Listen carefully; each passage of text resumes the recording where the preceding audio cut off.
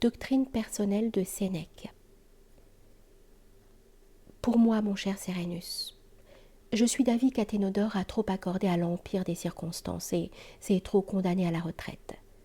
Non que je nie qu'il ne faille quelques jours se retirer, mais insensiblement, d'un pas lent, en conservant ses enseignes avec tous les honneurs de la guerre.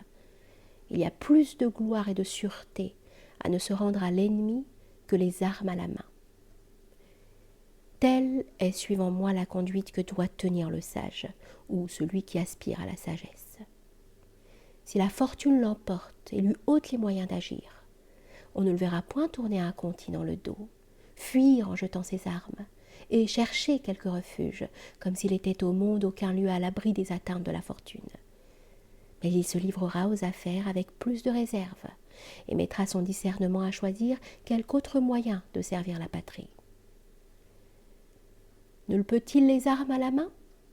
Qu'il tourne ses vues vers les honneurs civils. Est-il réduit à la vie privée? Qu'il se fasse avocat. Le silence lui est-il commandé? Qu'il offre à ses concitoyens sa muette assistance. Ne peut-il sans danger se présenter au barreau? Que dans les relations privées, dans les spectacles, à table, il soit d'un commerce sûr, ami fidèle, convive tempérant. Si les fonctions de citoyen lui sont interdites, qu'il s'acquitte de celles d'un homme. Aussi, dans la hauteur de notre philosophie, au lieu de nous renfermer dans les murs d'une cité, sommes-nous entrés en communication avec le monde entier et avons-nous adopté l'univers pour patrie afin de donner à notre vertu une plus vaste carrière. Le siège de juge vous est interdit, la tribune au hareng vous est fermée. Regardez derrière vous. Que de vastes régions, que de peuples qui vous accueilleront. Jamais si grande partie de la terre ne vous sera interdite, qu'il ne vous en soit laissé une encore plus grande. Mais prenez garde que cette exclusion ne vienne entièrement de votre faute.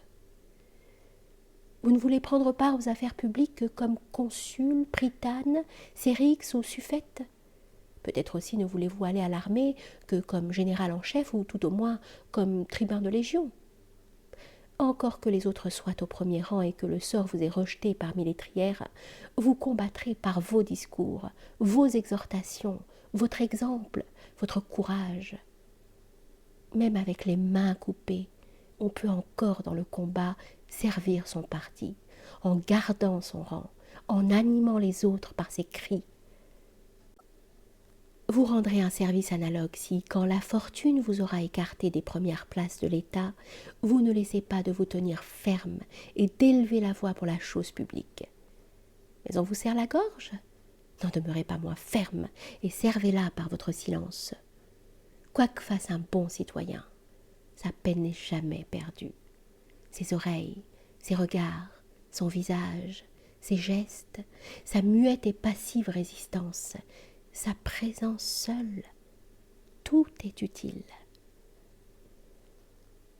Il est des remèdes salutaires qu'on n'avale ni n'applique, et dont l'effet s'opère par l'odorat. Ainsi, la vertu fait sentir son utile influence, même de loin et du fond de sa retraite.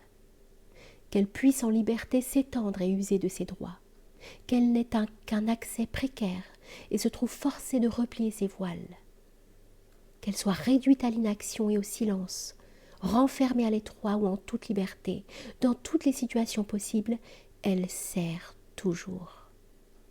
Et quoi? Regarderiez-vous comme sans utilité l'exemple d'un vertueux loisir? La méthode, sans contredit la plus sage, est de mêler le repos aux affaires toutes les fois que l'activité de votre vie se trouve arrêtée, soit par des obstacles fortuits, soit par l'état même de la République. Car jamais toutes les approches de la carrière ne sont si bien fermées qu'il ne reste aucune voie pour quelque action inestimable. Pour quelque action estimable. Trouvez-moi une ville plus malheureuse que ne le fut Athènes, déchirée par 30 tyrans. 1300 citoyens, élites des gens de bien, avaient péri victimes de leur fureur. Mais tant d'exécutions, loin d'assouvir leur soif de sang, n'avaient fait que l'irriter. Cette ville possédait l'aéropage, le plus vénérable des tribunaux. Elle avait un sénat auguste, enfin un peuple digne de son sénat. Et cependant, chaque jour elle voyait siéger la sombre assemblée de ses bourreaux, et sa malheureuse curie se trouvait trop étroite pour ses tyrans. Quel repos pouvait-il y avoir pour une cité qui comptait autant de tyrans que de satellites? Nul espoir de recouvrer la liberté ne pouvait s'offrir aux âmes généreuses. Point d'apparence de soulagement contre une pareille réunion de maux dans cette pauvre cité. D'où aurait pu surgir assez d'Harmodius? Toutefois, Athènes possédait Socrate. Il consolait les sénateurs éplorés. Il relevait le courage de ceux qui désespéraient de la République. Et aux riches qui craignaient pour leurs trésors, il reprochait un regret trop tardif de cette avarice qui les avait plongés dans l'abîme. Enfin, aux citoyens disposés à l'imiter, il montrait un grand exemple en marchant libre au milieu de 30 despotes. Cependant, cette même Athènes le fit mourir en prison. Il avait pu braver impunément la troupe des tyrans. Athènes, rendue à la liberté, ne put supporter la liberté de ce grand homme. Vous voyez donc que même dans une république opprimée, le sage ne manque point d'occasion de se montrer, et que dans la cité la plus heureuse et la plus florissante, l'avarice, l'envie et 1000 autres vices dominent même sans armes. Ainsi, selon que la situation de la République ou de notre fortune le permettra, nous nous lancerons à pleine voile dans les affaires, ou nous modérerons notre course. Jamais nous ne resterons immobiles, et la crainte n'enchaînera point nos bras. Et celui-là se montrera véritablement homme, qui, voyant les périls menacés de toutes parts, les armes et les chaînes s'agiter autour de lui, saura ne point briser témérairement sa vertu contre les écueils, ni la cacher lâchement. Tel n'est pas son devoir. Il doit se conserver, mais non point s'enterrer vivant. C'est, je crois, Curius Dentatus qui a dit qu'il aimait mieux être mort que de vivre comme s'il l'était. Le pire de tous les maux est de cesser avant sa mort d'être compté au nombre des vivants. Or voici ce qu'il faut faire. Êtes-vous venu dans un temps où il est peu sûr de prendre part aux affaires publiques? Livrez-vous de préférence au repos et aux lettres.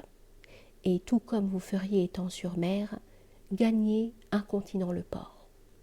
N'attendez pas que les affaires vous quittent, mais sachez les quitter de vous-même.